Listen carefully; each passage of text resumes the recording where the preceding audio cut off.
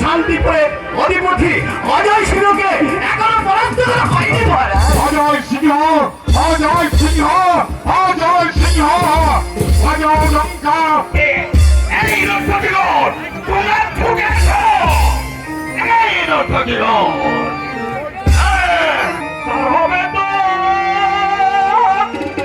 দেরি কিছুদিন হে রাজা।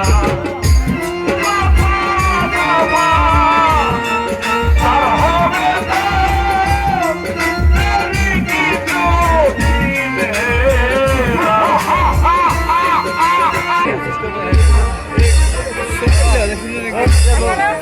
সেনাপতি ওই শান্তিপুর অধিপতি অজয় সিংহের পালার লাল তলোয়ারে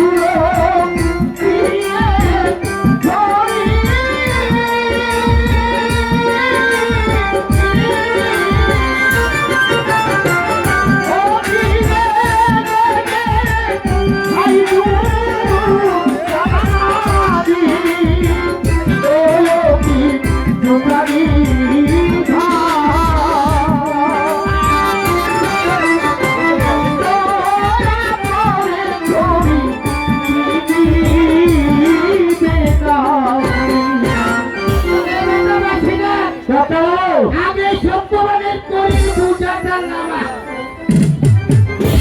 একে হারাতে না কথা বলো, তোকে কি কম কয় হ্যাঁ এটা তো অনেক প্রায় কথা বলো, তাই বুঝা দিয়ে পড়ে গেছি কথা। ও বুঝা দিয়ে পড়ে গেছি ওই আমার ব্রাহ্মণের নিয়ে জল কুতু কুতু কেনি তোর বুঝা লাগে না ওকে পাই দিয়া এটা কি বলে সহজে কাজ এই করতে যে হবে? ভাই সত্যবান দাদা, তার তোমার এই অবস্থা কেন দাদা ভাই দাদা,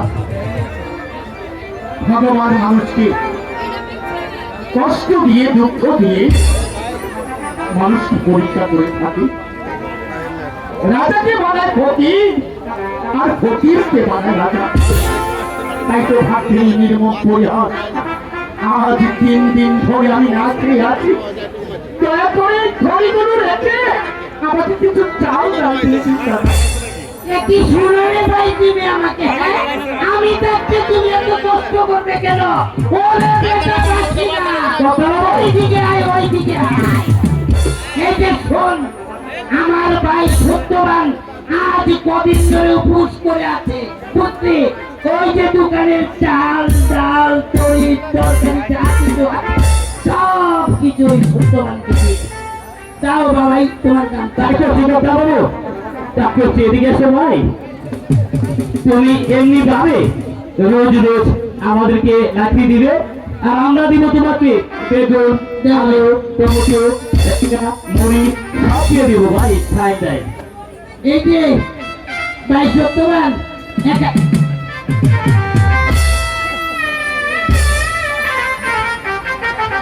এখানে কিছু মুড়ি আছে আপাতত তুমি এই বাড়িতে গিয়ে মা সতীকে নিয়ে জল পান করে নিও হ্যাঁ তারপরে যে বেগুন লাউ মিষ্টি সব কিছু আছে মিষ্টি তুমি আগে রসুন আলু চাই ভালো করে বেটে দে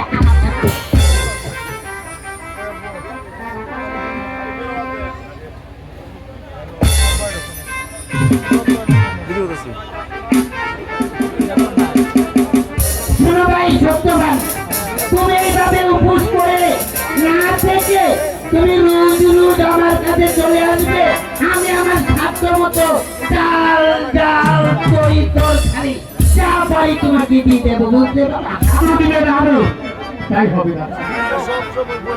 যাওয়ার পূর্বে ঠাকুরের কাছে আমি শুধু এই প্রার্থনাই করে যাব, তুমি আজ কেমনি ভাবে তুমি আমার চোখে তুমি আমার পাশে এসে দাঁড়িয়েছো, ঠাকুর যেন তোমাকে ধনে জনে